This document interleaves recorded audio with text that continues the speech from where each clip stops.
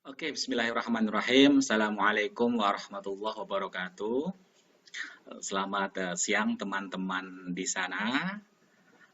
Saya ucapkan terima kasih sudah berkenan hadir di kelas daring kita pada mata kuliah Manahijul Bahthi atau metode penelitian.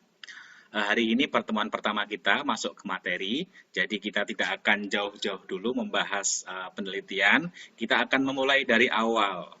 Oke, kita akan membahas langkah-langkah awal atau hal-hal pertama yang harus kita lakukan atau kita miliki ketika kita akan mulai sebuah penelitian.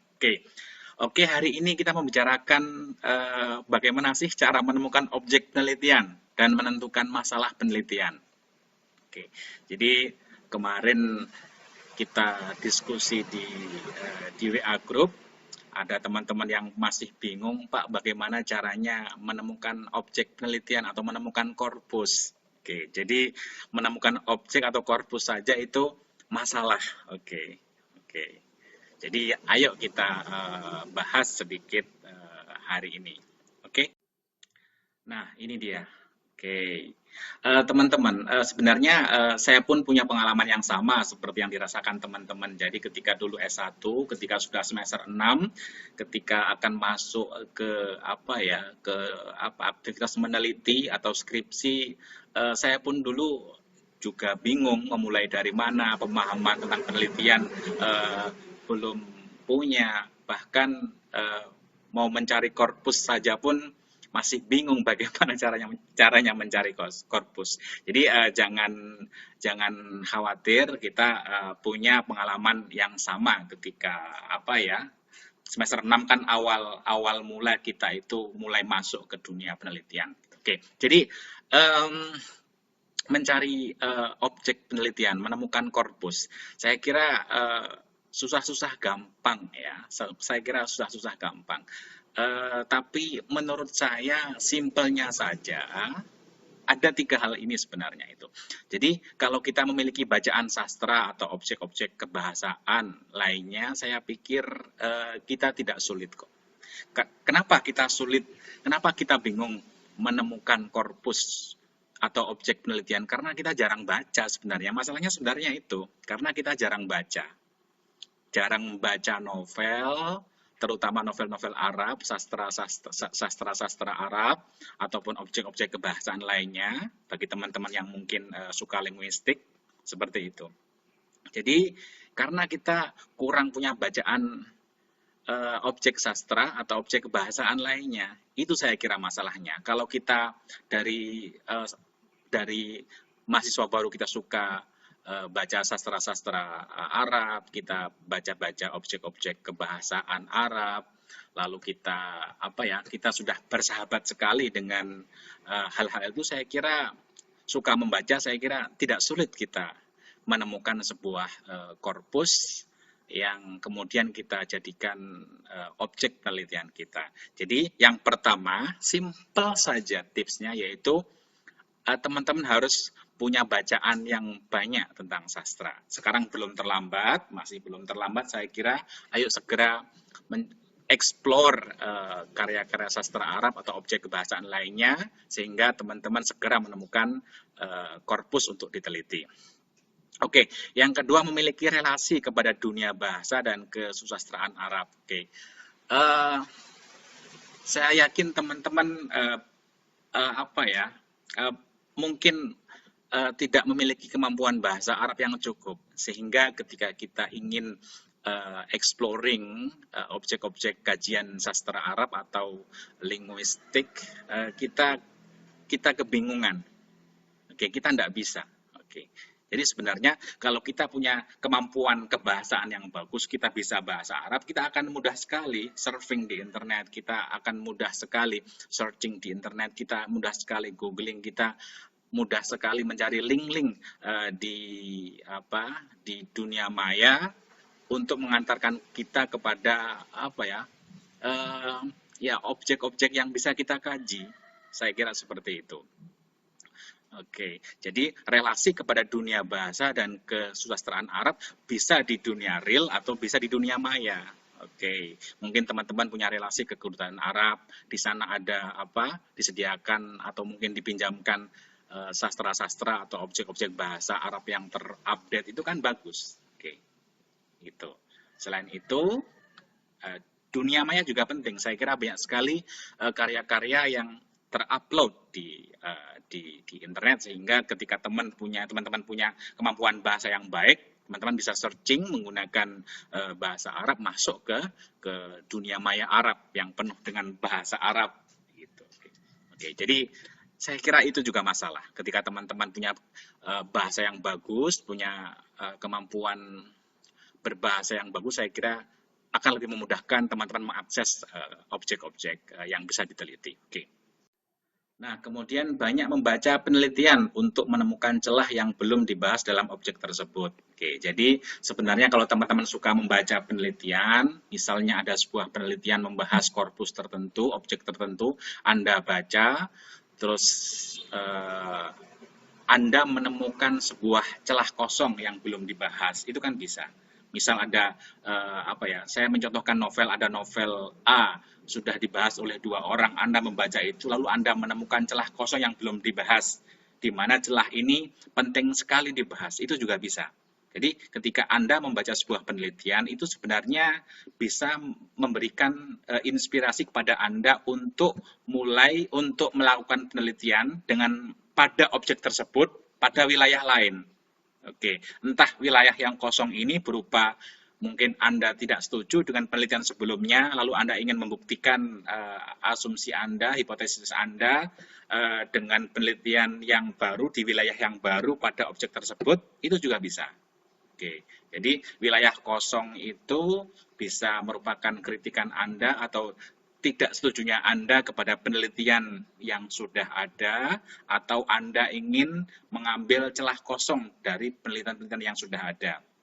Karena mudah kita mendapatkan inspirasi ketika kita ada penelitian, lalu oh ini membahas sisi ini, oh ini membahas sisi ini, oh sepertinya ini belum dibahas, padahal ini aspek yang saya kira sangat penting, atau saya perlu membuktikan bahwa 2 penelitian itu salah. Itu juga mudah, itu juga saya kira salah satu cara akhirnya kita menemukan objek, oh kita bahas itu aja lah, saya ingin membuktikan bahwa penelitian sebelumnya tidak benar, tidak tepat, atau saya memiliki wilayah kosong yang patut juga untuk diteliti.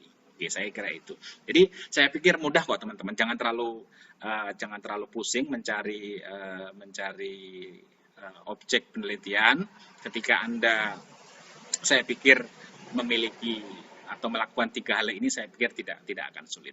Oke, langsung kita lanjut teman-teman. Oke, nah setelah Anda mendapatkan korpus penelitian, setelah Anda mendapatkan objek penelitian, pertama kali yang harus Anda lakukan untuk memulai sebuah penelitian adalah menemukan masalah penelitian. Oke, oke ya, oke. Saya ingin mengingatkan kepada teman-teman bahwa penelitian adalah proses untuk menemukan sebuah kebenaran. Itu penelitian. Oke, saya yakin teman-teman banyak yang belum paham sehingga masih blank, masih bingung memulai penelitian. Jadi saya ulangi lagi, penelitian itu adalah proses mencari sebuah kebenaran. Jadi meneliti itu adalah membahas, menelaah, mengkaji suatu masalah di mana diharapkan kita mendapatkan sebuah jawaban, penjelasan, kenyataan, dan kebenaran dari masalah tersebut yang kita kaji. Itu penelitian. Jadi ketika teman-teman menulis skripsi, teman-teman itu membahas suatu masalah untuk memunculkan jawabannya, kenyataannya, realitanya, kebenarannya dari masalah yang teman-teman kaji. Itu penelitian. Oke ya? Disimpan di mindset, itu penelitian. Lalu yang harus kita lakukan ketika mulai sebuah penelitian adalah menemukan masalah. Tanpa Anda memiliki masalah, apa yang akan Anda lakukan? Apa yang akan Anda kerjakan? Jadi Anda punya masalah dulu. Anda menemukan masalah apa dalam objek kajian Anda? Ini yang penting. Dan saya yakin ini juga masalah lagi ketika Anda sudah menemukan korpus, lalu Anda ingin mencari masalah apa, saya pikir itu juga masalah lagi karena bingung juga gitu. Jadi ya karena apa ya? Karena teman-teman itu belum terlalu match benaknya, pikirannya kepada dunia penelitian, belum punya pemahaman atau belum punya koneksi, belum punya kebiasaan tentang dunia penelitian, akhirnya masih blank dan bingung. Oke, oke, langsung kita masuk. Nah, ini. Eh, Jika teman-teman masih blank, bingung ketika ingin memulai sebuah penelitian, maka mungkin saja teman-teman belum memiliki eh, tiga hal ini. Oke, banyak membaca pengetahuan dan teori-teori ilmu sosial. Oke, oke ya. Jadi sebenarnya eh, sastra itu sebenarnya hanya merupakan objek, lalu mengkajinya menggunakan teori-teori atau konsep-konsep sosial. Oke, jadi ketika teman-teman tidak memiliki kegemaran dalam membaca ilmu pengetahuan, teori-teori ilmu sosial, pasti kesulitan dalam menentukan masalah. Oke, jadi ayo teman-teman baca konsep-konsep sosial, teori-teori ilmu sosial, sehingga wawasannya bertambah, lalu ketika sudah seperti itu, tidak sulit teman-teman menemukan atau menentukan sebuah masalah. Oke. Karena kita kosong atau blank dengan ilmu-ilmu sosial, wawasan-wawasan sosial, makanya sulit sekali kita memulai atau menentukan sebuah masalah penelitian. Oke, seperti itu ya. Oke, jadi kalau teman-teman exploring atau browsing melihat contoh-contoh penelitian, pasti melihat judulnya. Oke, judulnya itu aja sudah sangat identik dengan konsep-konsep sosial gitu. Misal ada sebuah skripsi atau tesis yang judulnya konflik identitas. Oke, dalam novel misalnya, itu kan konflik identitas itu sudah konsep-konsep sosial, teori-teori sosial, sudah wawasan sosial. Oke, jadi ketika Anda tidak punya wawasan tentang pengetahuan dan teori sosial, Anda akan kesulitan. Anda akan belum terbiasa dalam research, dalam mengkaji. Nah, contoh lagi apa ya? Ada skripsi berjudul Mekanisme Pertahanan Ego Tokoh A dalam Novel. Itu sudah konsep psikologi. Judul itu sudah konsep psikologi. Ya. Jadi apa itu mekanisme pertahanan? Jadi Anda harus membaca ya ketika Anda ingin melakukan sebuah kajian dengan pendekatan psikologi, Anda harus membaca konsep-konsep psikologi. Freud misalnya dengan konsep mekanisme pertahanan. Ketika Anda sudah memahami mekanisme pertahanan, Anda punya konsep itu, lalu Anda membaca sebuah novel misalnya, Anda akan tahu, Anda akan muncul ide jika dalam novel itu mungkin banyak sekali syarat dengan mekanisme pertahanan yang dilakukan oleh tokoh-tokohnya atau tokoh utamanya. Jadi seperti itu. Nah, begini teman-teman. Jadi kenapa kita penting sekali membaca pengetahuan dan teori-teori ilmu sosial? Karena apa yang dikerjakan oleh misal katakanlah orang-orang fisik. Orang-orang fisik kan ada sosiologi, ada antropologi, dan objek kajiannya kan manusia real, dinamika manusia yang real. Kita pun sebenarnya sama dengan mereka. Cuman kita objeknya adalah replika dari kehidupan manusia itu dalam karya-karya sastra. Dalam hal ini mungkin novel. Jadi saya contohkan novel ya, karena kebanyakan yang dibahas dalam dunia sastra itu novel. Jadi teori-teori yang sosial yang kita pahami bisa kita implementasikan kepada dinamika kehidupan tokoh dalam novel tersebut. Jadi seperti itu kita memperlakukan sastra. Sastra itu, novel dalam hal ini itu ya seperti kehidupan nyata manusia yang punya dinamika, punya interaksi dengan manusia yang lain. Punya dinamika kemanusiaan, punya masalah. Jadi sama saja dengan realita kehidupan manusia aslinya, realnya. Jadi kita mendekatinya juga dengan konsep-konsep sosial. Kita mengkaji atau membuat sebuah penelitian dengan konsep-konsep sosial. Karena teori-teori sastra pun ya mengambilnya dari teori-teori sosial juga yang diimplementasikan kepada sastra. Oke. Dan dalam hal ini novel itu kan sama seperti kehidupan real. Oke. Jadi tokoh dalam novel ini kenal ini, berdinamika, punya trauma ini, lalu konflik dengan ini kan sama. Jadi kita mendekatinya juga dengan ilmu-ilmu sosial. Bedanya kalau orang-orang fisip itu kepada manusia, kehidupan manusia yang real, kita kepada novel, replika dari kehidupan real. Oke, itu.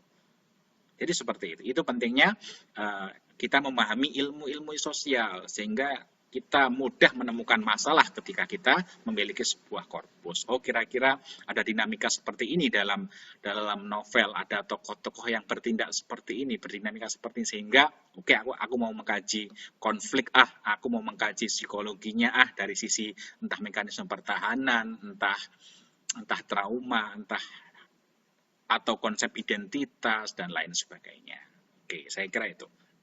Oke, yang kedua adalah membaca artikel dan contoh-contoh penelitian tugas akhir. Nah, ini juga memudahkan teman-teman untuk menemukan masalah. Jadi, teman-teman blank masalah apa ya? Karena sebenarnya jarang baca, jarang lihat contoh-contoh penelitian. Kalau teman-teman terbiasa membaca artikel atau contoh-contoh tugas akhir, Anda akan punya gambaran. Oh, seperti ini toh modelnya penelitian.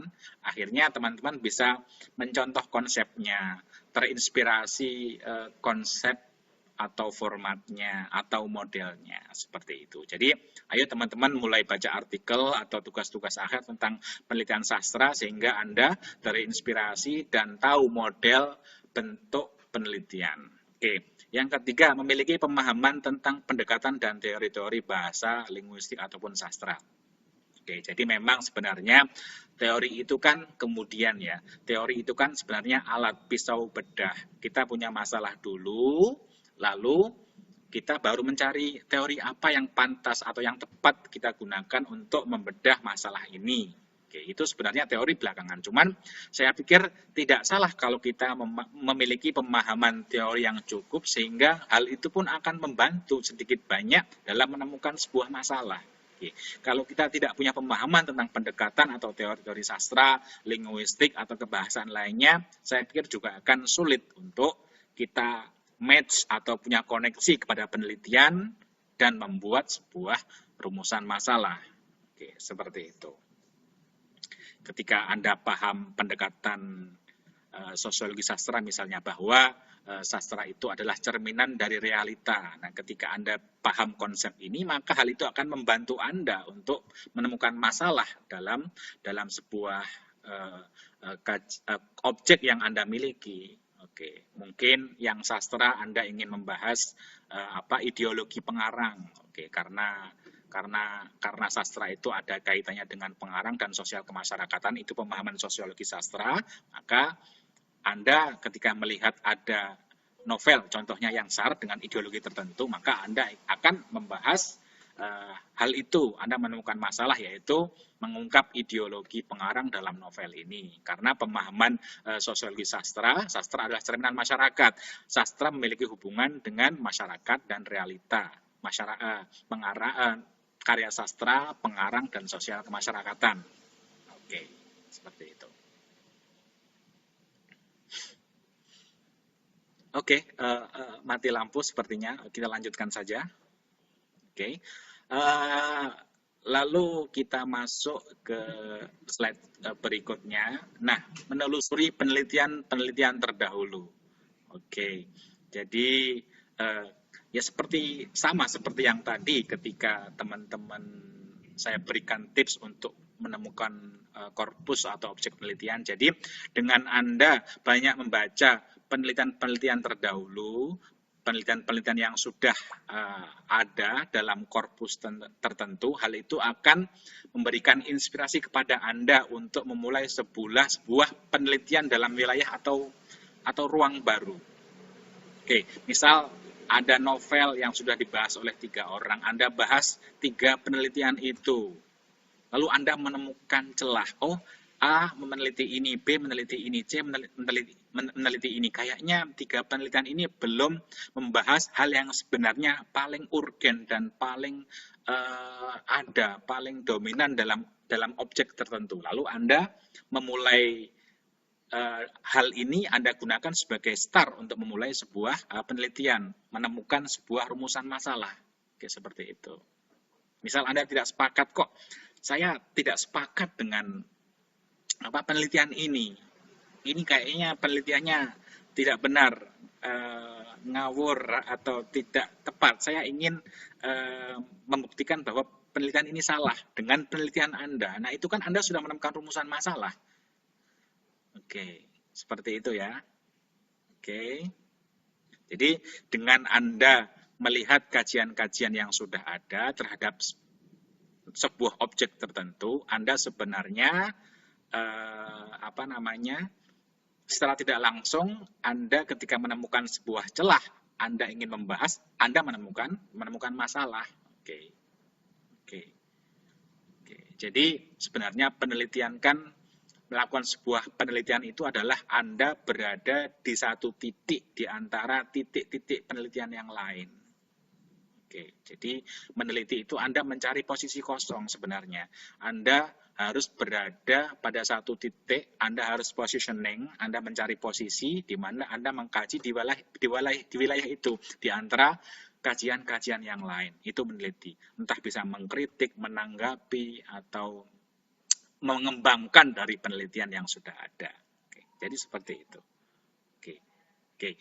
Lalu membaca berulang-ulang objek kajian yang bersangkutan. Nah, saya pikir ini salah satu tips juga, tips secara teknis agar Anda segera menemukan masalah, yaitu ya ketika Anda sudah ketemu korpus, ya Anda baca berulang-ulang, baca sekali, baca 2 kali, lalu baca tiga kali dengan close reading, membaca dengan betul-betul akrab, membaca dengan betul-betul detail, dekat, sehingga Anda menemukan apa kira-kira ada masalah apa dalam novel itu, seperti itu. Oke, jadi ya kalau Anda punya objek, jangan Anda baca sekali, Anda baca berkali-kali, berulang kali sehingga Anda menemukan masalah. Oke, saya pikir itu ya. Saya pikir ya memang susah-susah gampang untuk menemukan masalah seperti itu ya. Cuman saya kira beberapa tip yang sudah saya berikan barusan adalah saya pikir juga bagian dari kumpulan pengalaman saya ketika menjadi mahasiswa S1 dulu, seperti itu ya. Jadi saya kira pengalaman kita sama, jadi semoga hal ini dapat memberikan sedikit bantuan kepada teman-teman yang sedang mencari korpus ataupun mencari masalah apa yang ingin dikaji. Oke, saya pikir itu ya. Oke, saya pikir itu. Mungkin kita akan lanjutkan diskusi di diskusi di Zoom. Teman-teman yang ada pertanyaan, ada masalah langsung bisa ditanyakan di diskusi nanti.